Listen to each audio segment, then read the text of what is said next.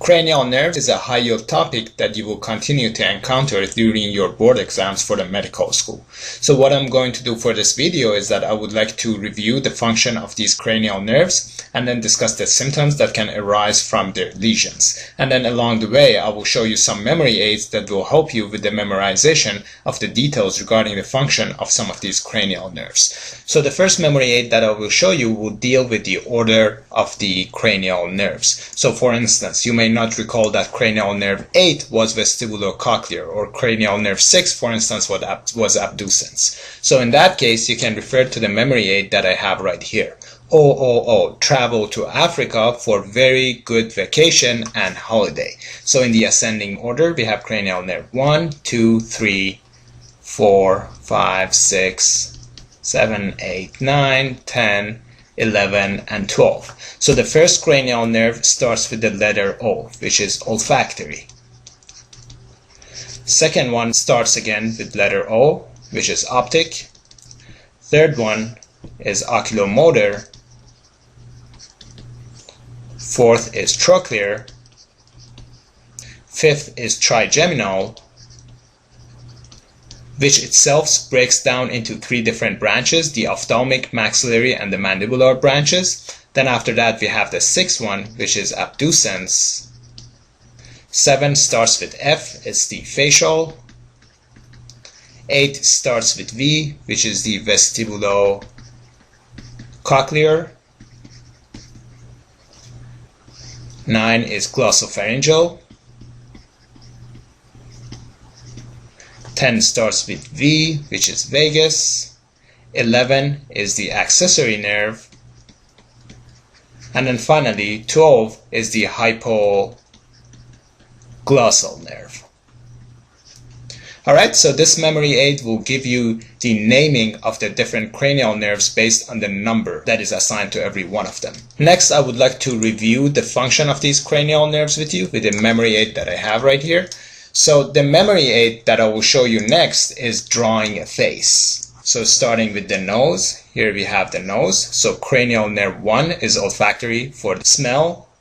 Then for the eyes, we have cranial nerve 2, which is for the vision. Now for the extraocular motility, there are 3 different cranial nerves that are involved. So here I'm drawing a triangle around the eyes. It means that extraocular motility is being controlled by 3 different cranial nerves. And I will describe these cranial nerves to you in the end. So first let's go through the memory aid. Okay, so back to the memory aid. So we've covered cranial nerve 1, 2, 3, 4. The next one is 5. So here now we have the 5. So the function of cranial nerve 5 is sensation of the face. In addition, here you can see that we have an angry mouth with this face, where this person is so ready to bite. So in fact, biting and chewing is also another function of cranial nerve 5. So cranial nerve 5 controls the muscles of mastication. Next we have cranial nerve 6, which is right here, one of the extraocular muscles. After that we have cranial nerve 7. So this angry face, what it's missing is a frown. So here, let's add a frown right here. And in fact, the function of cranial nerve 7 is facial expression and movement of the muscles of the face. In addition, closure of the eyelid is also being done by cranial nerve 7. Then we have ears right here. So cranial nerve 8, the function is for hearing and balance. And then for cranial nerve 9, let's draw a tongue right here. So the posterior 1/3 of the tongue, both general and taste sensation, is the function of cranial nerve 9. Then we have cranial nerve 10, which is for taste sensation in the epiglottis, in addition to providing motor innervation to muscles of palate, pharynx, and larynx. Then we have cranial nerve 11, which controls the muscles of sternocleidomastoid, which is for turning the face, in addition to the muscles of the shoulder, which is trapezius, for shrugging the shoulder. So here we have cranial nerve 11 for the neck and the shoulder muscles. And then finally we have cranial nerve 12, which is for the protrusion and movement of the tongue. So here we have cranial nerve 12, and imagine that we have asked this angry person to touch number 12 with his tongue. And so he's sticking the tongue out to reach cranial nerve 12. So the function of cranial nerve 12 is movement of the tongue. So now I would like to review all these with you one more time really quickly. So starting with cranial nerve 1 for olfaction, cranial nerve 2 for optic, cranial nerve 3, 4, and 6 for extraocular motility, cranial nerve 5 for general sensation of the face, as well as for muscles of mastication. So biting and chewing is by cranial nerve 5. Cranial nerve 7 is for facial expression and closure of the eyelid.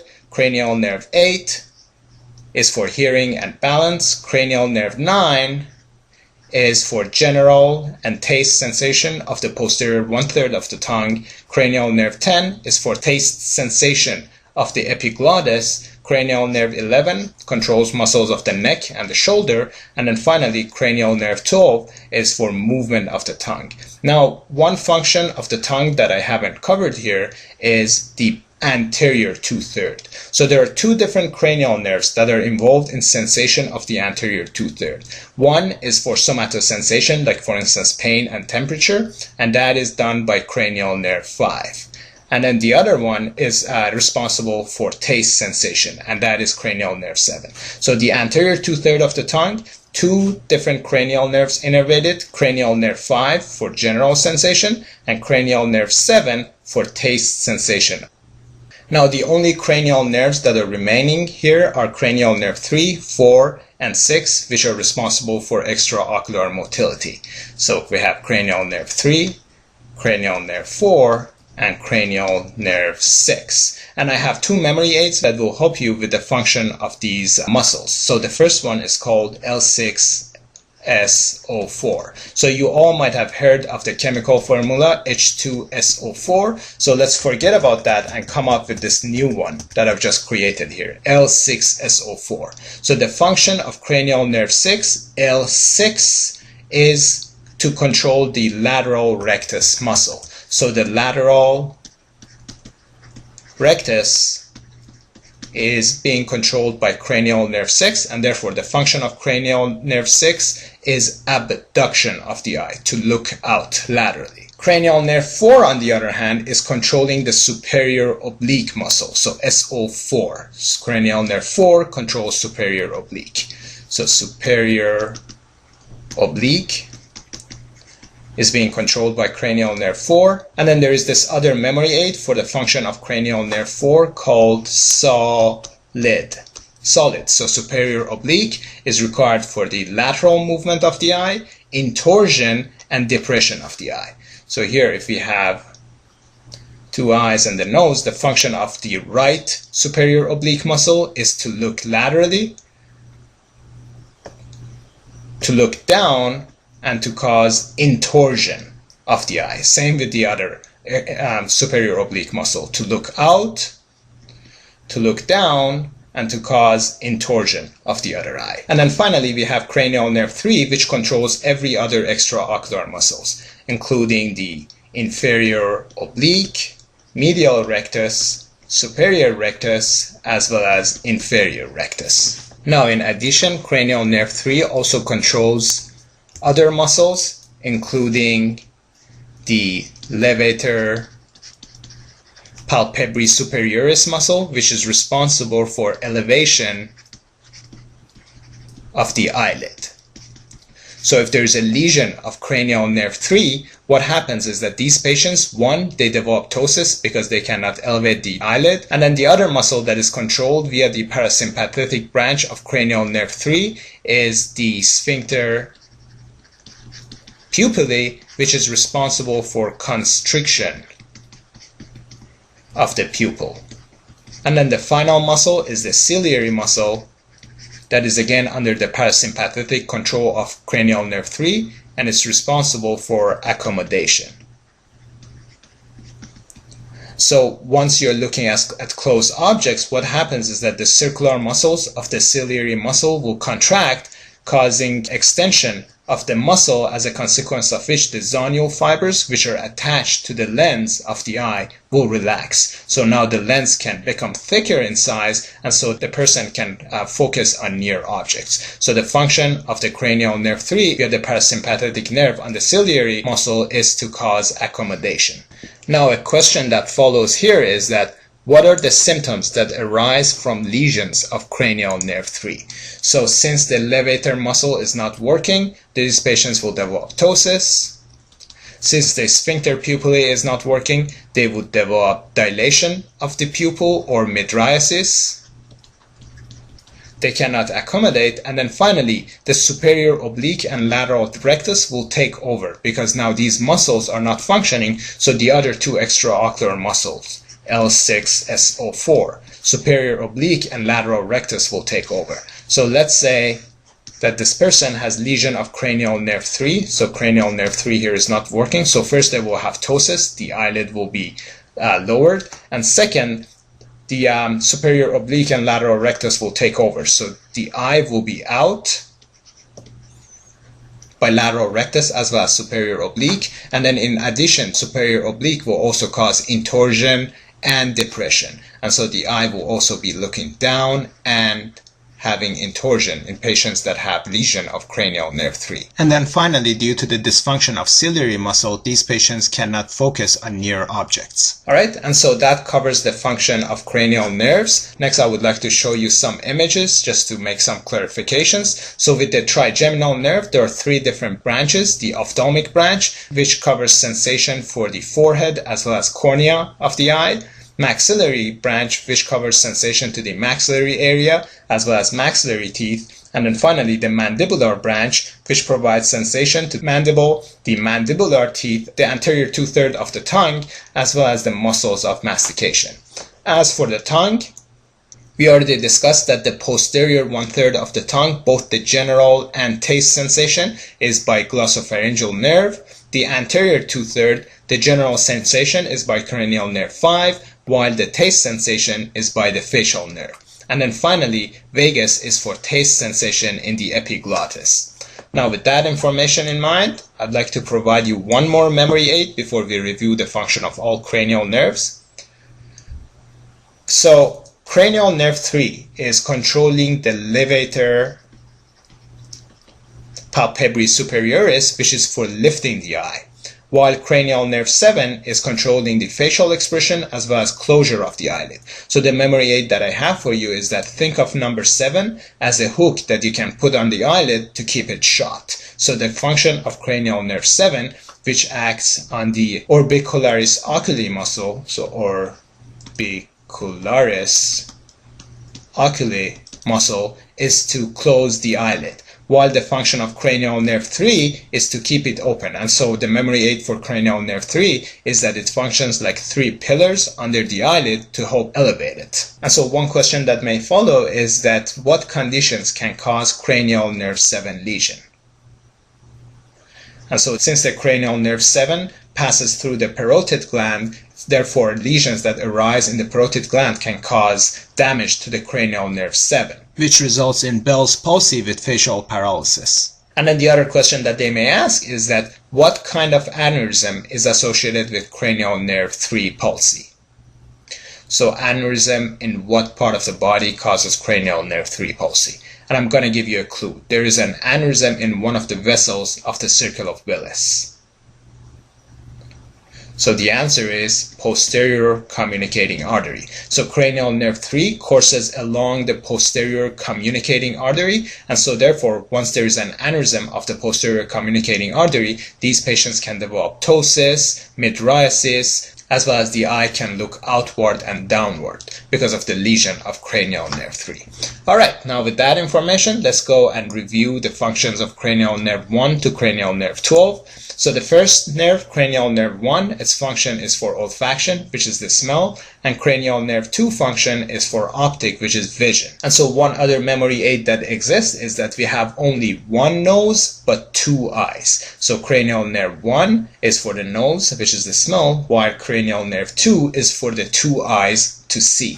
The function of cranial nerve 3 we already discussed is innervates superior rectus, inferior rectus, medial rectus, as well as inferior oblique muscles. It raises the eyelid by the levator palpebris superioris muscle. It constricts the pupil by sphincter pupillae. It accommodates by the ciliary muscles. And then the lesions can cause diplopia. The eye looks outward and downward. It can cause ptosis of the eyelid, dilation of the pupil, and loss of accommodation. In addition, these patients cannot constrict the pupil once you shine light in their eyes because the sphincter pupillae is non-functional. Next, we have cranial nerve 4 or trochlear. So we said L6SO4. Cranial nerve 4 function is to innervate superior oblique, which abducts the eye, depresses the eye, and causes intorsion of the eyeball. Cranial nerve 6, on the other hand, innervates the lateral rectus. Then we have cranial nerve 5 or the trigeminal nerve, which is for the general sensation of the face. It also provides motors to the muscles of mastications,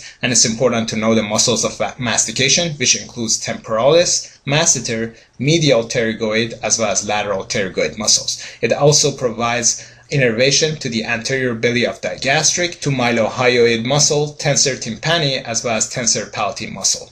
The V1 or ophthalmic branch is responsible for sensation of the cornea. So if they lose the V1 function, therefore these patients would not blink once you touch their cornea. Maxillary branch, on the other hand, is for sensation of the palate, maxilla, and maxillary teeth. And then finally, the mandibular branch is for chewing or muscles of mastication, and then sensation of the mandible, mandibular teeth, as well as the general sensation of the anterior two-thirds of the tongue. So general sensation for the anterior two-thirds of the tongue is by trigeminal. What nerve was responsible for taste sensation of the anterior two-thirds of the tongue? And the answer is cranial nerve 7, which is next. So we have cranial nerve 7, which is required for facial expression, taste perception in the anterior two-thirds of the tongue. It also controls the submandibular and sublingual glands for salivation. In addition, it controls the lacrimal gland for tear production in the eye, and then it also controls the posterior belly of digastric, stylohyoid, and stapedius muscle. So since the stapedius muscle in the ear is controlled by the facial nerve, lesions of the facial nerve can cause hyperacusis, where the patient will hear the sounds really loudly because the muscle no longer is functioning to dampen the sounds. So the sounds will be heard much louder in patients who have cranial nerve 7 lesion. Next, we have the vestibulocochlear nerve, which functions both to transmit the sound information in addition to providing information on the position of the head. So the labyrinth system that exists inside the inner ear will provide information to the brain regarding the position of the head. And so therefore now the brain would be able to control the anti-gravity muscles as well as ocular motility in relation to the position of the head. So if there is a lesion of cranial nerve 8, what happens is that 1, there would be loss of hearing, and 2, there would be loss of balance. In addition, these patients will have nystagmus since the brain can no longer adjust the movement of the eye with the position of the head. Next, we have cranial nerve 9 or the glossopharyngeal nerve. Its function is to innervate the parotid gland. So which nerve was it that was coursing through the parotid gland? It was cranial nerve 7. So cranial nerve 7 passes through the parotid gland, but it's the glossopharyngeal nerve that innervates the parotid gland. So loss of the glossopharyngeal function will cause loss of salivation from the parotid gland. In addition, glossopharyngeal is responsible for taste and general sensation of the posterior one-third of the tongue. It's important for monitoring of the carotid, sinus, and body receptors for monitoring the blood pressure. And then it also provides innervation to one single muscle, and it's the stylopharyngeus muscle. So on the exam, if they ask you, what is the only muscle that is being innervated by the glossopharyngeal muscle? The answer is stylopharyngeus muscle. And it's actually not that hard to memorize it. Glossopharyngeal innervates stylopharyngeus muscle. Next, we have the vagus nerve, which except for the two muscles, tensor palati and stylopharyngeus muscle, it innervates all other muscles of the palate and pharynx, which are required for swallowing. So I have a question for you. Which nerve was it that was innervating tensor palati? The answer is trigeminal nerve or cranial nerve 5. And which nerve was innervating the stylopharyngeus? And the answer is glossopharyngeal or cranial nerve 9 was innervating stylopharyngeus muscles. The rest of the muscles of the palate and pharynx are being innervated by the vagus. In addition, vagus innervates all muscles of the larynx, which are responsible for talking and phonation. So vagus, if you recall, divides into two branches of the recurrent laryngeal nerve and superior laryngeal nerve, which innervates the muscles of the larynx. So basically, vagus is required for swallowing, palate elevation, talking, coughing, taste in the epiglottic region, as well as for monitoring the chemo and baroreceptors of the aortic arch. Then we have cranial nerve 11, or the accessory nerve, which innervates the sternocleidomastoid muscle, responsible for rotating the head to the sides, as well as it innervates the trapezius muscle, which is responsible for shrugging the shoulders. And then the final nerve is the hypoglossal nerve, or cranial nerve 12, which controls the movement of the tongue. Alright, now that we reviewed the function of all these cranial nerves, next I would like to provide you with some questions to test our knowledge. So the first question is, in a patient that has loss of taste perception in the anterior two-thirds of the tongue, what other symptoms could be present in this patient?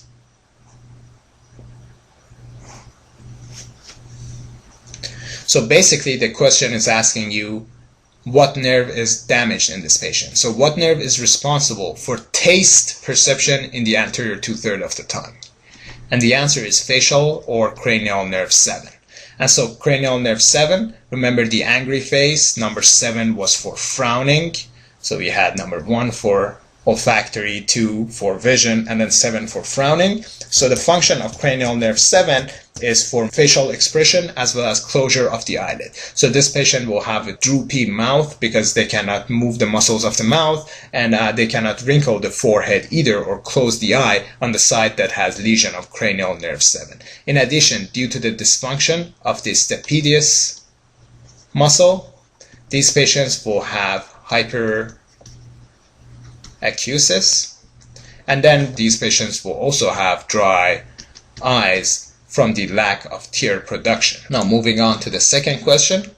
A patient presents with loss of taste perception in the posterior one-third of the tongue. So what nerve innervates the posterior one-third of the tongue? And the answer is the glossopharyngeal or cranial nerve 9 is innervating the posterior one-third of the tongue. So the question is, what other gland is being innervated by cranial nerve 9? And the answer is the parotid gland is innervated by cranial nerve 9. So just to practice, what nerve was innervating the lacrimal glands? The answer was cranial nerve 7. What nerve was innervating the sublingual and the submandibular gland? Again, the answer is cranial nerve 7. And what nerve is innervating the sweat glands to the face? And the answer is the sympathetic nerves. And then moving on to the final question. A patient presents with cranial nerve 3 lesion. This patient is expected to have all of the following features except. So before answering this question, cranial nerve 3 innervates all muscles of the extraocular muscles with the exception of superior oblique and lateral rectus. So basically it innervates inferior oblique, medial rectus, superior rectus, and inferior rectus. In addition, it innervates the levator palpebrae muscle, it innervates the sphincter pupillae, which is for constriction of the eye. Levator was for elevation of the eyelid. And then finally we have the ciliary muscle, which is for accommodation. So if cranial nerve 3 lesion exists due to the dysfunction of the levator muscle, these patients will develop ptosis. Due to the dysfunction of the sphincter muscle, these patients will have dilation of the pupil or the mydriasis. Due to the dysfunction of the ciliary muscle, they would have lack of near response or accommodation. And then due to the dysfunction of the extraocular muscles, the eye will look outward and downward. So there would be diplopia. So the answer would be hyperacusis. So lesion of which cranial nerve was associated with hyperacusis? And the answer was cranial nerve 7. Alright, now that we are done with these sample questions, we can go back to where we left off. Now, the examiners can make the question a little more challenging by providing you with a scenario and then showing you an image of the brainstem and ask you which of these nerves is damaged in this patient. And so you're required to know how to distinguish these nerves on the image. And it's actually not that challenging, so here let's do the examples together. So the tricky part for this question is to know that cranial nerve 6 and cranial nerve 12 are located in the medial part of the brainstem. And if you have difficulty remembering these numbers, just think of 6-pack of beer or 12-pack of beer. So the top one right here is cranial nerve 6, and then the one underneath that is cranial nerve 12. So you notice how 6 and 12 are located medially compared to the rest, which are located laterally. So one thing that is not shown in this image is the olfactory tract. So olfactory tract would have been number 1. Then we have the optic nerve, which is number 2. Then we have the oculomotor, number 3. Trochlear, number 4. And then trigeminal is a really large nerve. And so that helps you to orient where you are. So remember, cranial nerve 5 is a relatively large nerve compared to the other cranial nerves. Then after that, we have cranial nerve 7. So 6 and 12 are already covered. So next we have cranial nerve 7. Then we have cranial nerve 8, cranial nerve 9, cranial nerve 10, and then finally cranial nerve 11. Now, one other way that the examiners may ask you a question is, where is the exit point for the nerve that is lesioned in this patient? So you will have to know which of these canals or foramens different nerves are going through. And so you can pause this video and go through these canals and foramens if you don't know them. But then two memory aids that helps you get two of these out of the way is 1, maximum route. So the foramen rotundum, so route for rotundum, is the exit point for the maxillary branch of the trigeminal nerve. So maximum route. Maxillary branch of the trigeminal nerve exits through the foramen rotundum. And then the second memory aid is called middle spin. So the foramen spinosum is the exit point for the middle meningeal artery. So middle spin. Foramen spinosum, that's the point where the middle meningeal artery exits the base of the skull. Alright, now moving on with the discussion of the cranial nerves. One other type of question that examiners may ask you is that they tell you that there is a lesion of a cranial nerve and then the uvula, for instance in this patient, is turned rightward. So let's say here we have the right and the left, and the uvula has been turned to the right. So here's the palate. And so the question is, what nerve and on which side is it damaged? So the question that you should answer first is that which nerve is responsible for movement of the uvula? I can make it a little easier for you. Which nerve innervates the palate?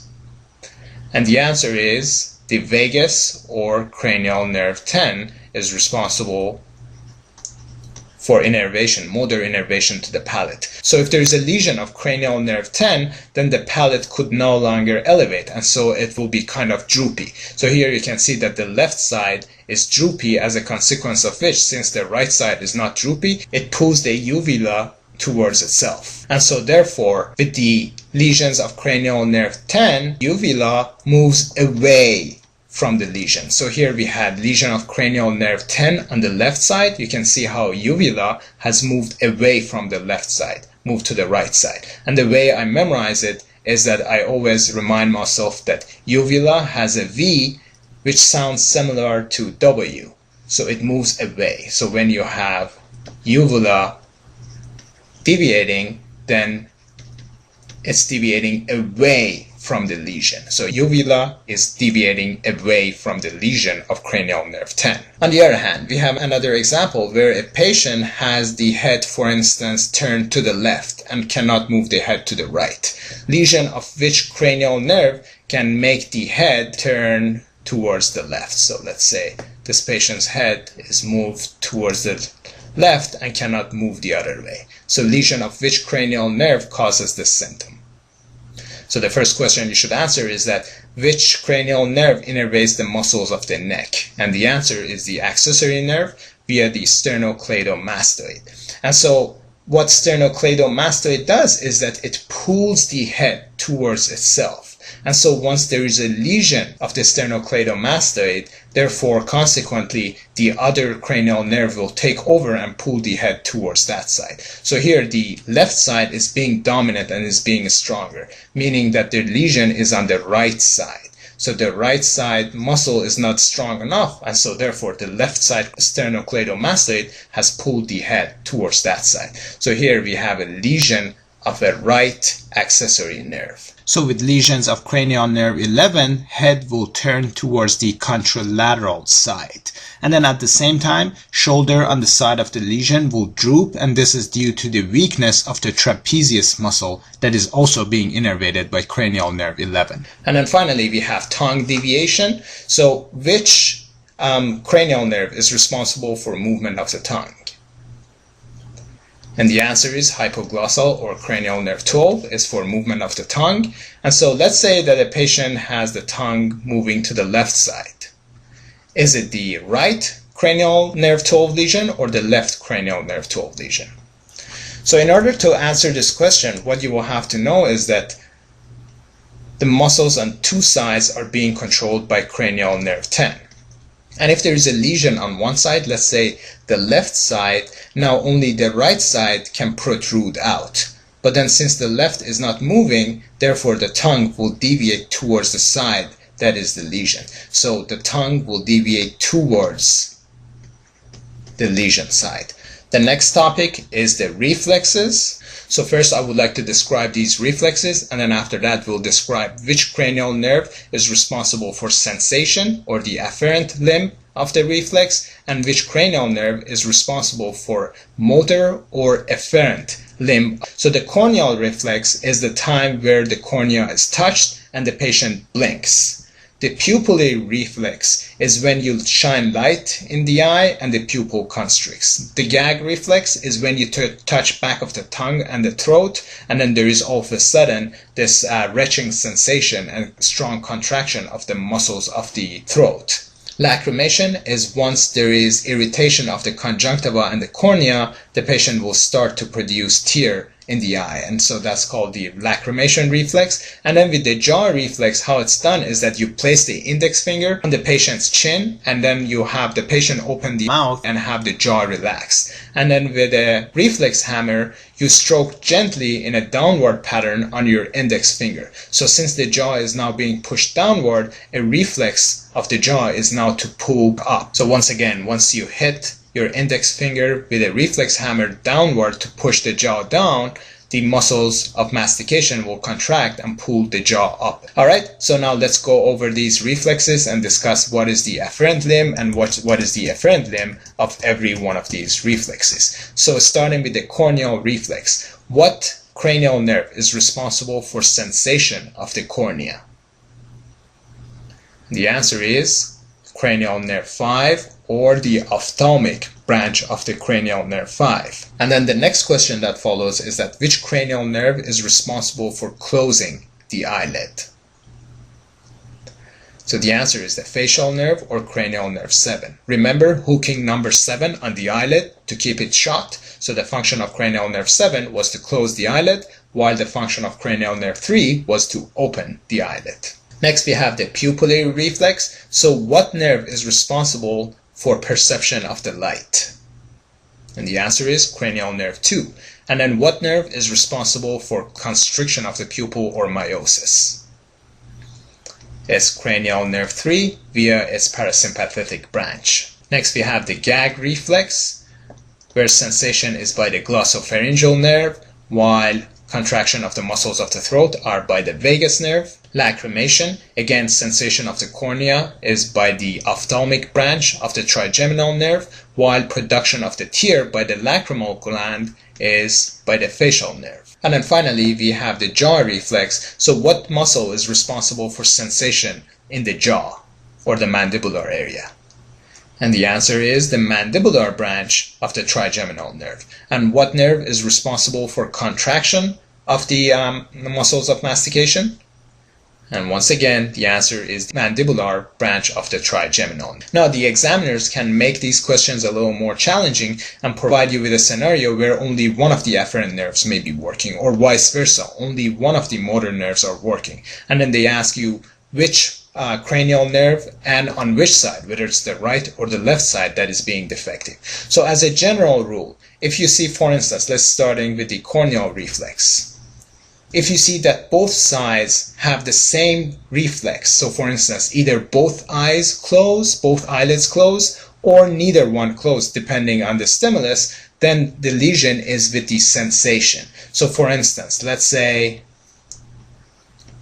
that you touch the left eye and both eyes close. So the motor is fine because both eyes close, and the sensation in the right eye is also fine. But then if you touch the left eye and neither eye close, it means that the left eye sensation, the afferent branch, is not working. So the ophthalmic branch is not working in this patient. So basically, with lesions of the afferent branch, usually responses are symmetric. Either both will close or neither one will close together. On the other hand, if there is a lesion of the afferent branch, then the response would be asymmetric. So let's say that here we have a lesion of a seventh nerve on the right side. So what happens when you touch the eye here is that the patient senses that and wants to close the eyelid. But since there is a lesion of cranial nerve 7 on the right side, only the left one closes, but the right one doesn't close. So you see how the response is asymmetric. On the other hand, if you touch the left eye, again, the patient senses that and wants to close both eyes. The left side is fine and can close, but then there is a lesion of cranial nerve 7. So again, the response is that they cannot close the eye on the right side. So you see how the response is asymmetric with the afferent lesion. So you don't really have to memorize that with afferent it's asymmetric and with afferent it's symmetric. It's just understanding the concept of how they work. Here I would like to provide you one more example to better understand the topic. So next I would like to check the pupillary reflex. So let's say here that we have a lesion of the optic nerve on the left side, and in the other example we have lesion of cranial nerve 3 on the right side. So let's discuss and see how the symptoms will arise in this patient. So what happens if we shine light in the left eye? So there is a lesion of cranial nerve 2, so the patient will not perceive light. And so the answer is neither eyes will have pupillary constriction. Now what happens if you shine light in the right eye?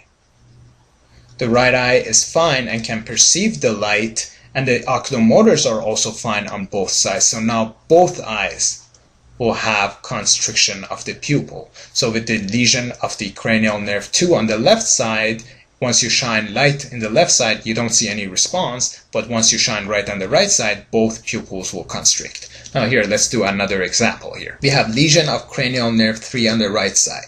What happens when you shine light in the left eye? So cranial nerve 2 is functional, so they will perceive light and will try to constrict both pupils. But the one on the right side is non-functional, so the pupil on the right side will not constrict, but the one on the left side is fine. So only the left pupil will constrict. Now then the next question is, what happens when you shine light in the right eye? So again, cranial nerve 2 is functional and can perceive the light coming, and cranial nerve 3 will be stimulated from both sides, but then the one on the right side is non-functional. So again, you don't get any pupillary constriction on the right side, but then the left is fine and you do get the pupillary reflex. So as a general rule, with the afferent limb defect, the responses are usually symmetric, while with the afferent defects, the responses are asymmetric. Alright, and then I would like to ask you 2 more questions and then conclude this video. And the next question is, which cranial nerves have parasympathetic activity? So we already discussed cranial nerve 3, and we discussed how it controls accommodation via the ciliary muscle, so accommodation, as well as the pupillary constriction by the sphincter pupillae muscle. Now, what other cranial nerves have parasympathetic activity? Name 3 other cranial nerves that have parasympathetic activity. And so the answer is cranial nerve 7, cranial nerve 9, and cranial nerve 10. So cranial nerve 7 is responsible for innervating the lacrimal gland for tear production in the eye. In addition, it innervates the submandibular and sublingual gland for production of saliva in the mouth. Cranial nerve 9 innervates the parotid gland, which also produces saliva in the mouth. And then finally, we have cranial nerve 10, which innervates many different tissues. And so it can have many different parasympathetic effects on the body. Like for instance, decreased heart rate, decreased blood pressure, increased production of the stomach acid as well as intestinal motility, increased contraction of the bladder muscles, and constriction of the air passages in the lungs, and so on. So just remember, cranial nerve 3, 7, 9, and 10 have the parasympathetic activity. And then the final question that I would like to ask you is that what are the symptoms of Horner syndrome? So first of all, what is Horner syndrome? So basically, Horner syndrome is a syndrome that arises from damage to the sympathetic branches of the face. And what are the symptoms that can arise from Horner syndrome? So you may recall that the memory aid that we had was that Pam is horny. So the Horner syndrome presents with the PAM symptoms. So PAM stands for ptosis of the eyelid and hydrosis of the face, as well as meiosis of the pupil. So with the meiosis, it's because the sympathetic nerves are innervating the dilator pupillae muscle, which is responsible for dilating the eye. So now that the sympathetic nerves are no longer working, therefore these patients can no longer dilate the pupil, and thus there would be meiosis or constriction of the pupil. Same terminology. Sympathetic nerves also innervate the sweat glands to the face, so these patients will have dry face on the side that has lesion of the sympathetic nerve. So here is from lesion of the sweat glands. And then finally, these patients will have ptosis. And so the question that I have for you is that I always taught you through this video that cranial nerve 3 via the levator palpebrae superioris muscle is elevating the eyelid. So why is it that patients with the sympathetic lesions also present with ptosis? And so the answer is levator is the major muscle that elevates the eyelid as much as 12 to 16 millimeter. There is this other really tiny muscle called the Muller muscle that is also responsible for elevating the eyelid by as much as 2 millimeter. And this Muller muscle is innervated by the sympathetic branch. So once there is a lesion of the sympathetic branch, the Muller muscle is no longer working, and thus these patients will have ptosis. And then the final point that you should know for this video is that conditions that will cause lesion of the sympathetic branches in the face include, for instance, the Pancoast, tumor of the lungs, or infections in the lung apex are conditions that can disrupt the sympathetic branches. So Pancoast, tumor of the lung, or infections in the lung apex can cause Horner syndrome, which presents with ptosis, anhidrosis, and meiosis of the pupils. And that concludes our discussion of the function of different cranial nerves and the symptoms that arises from their lesions.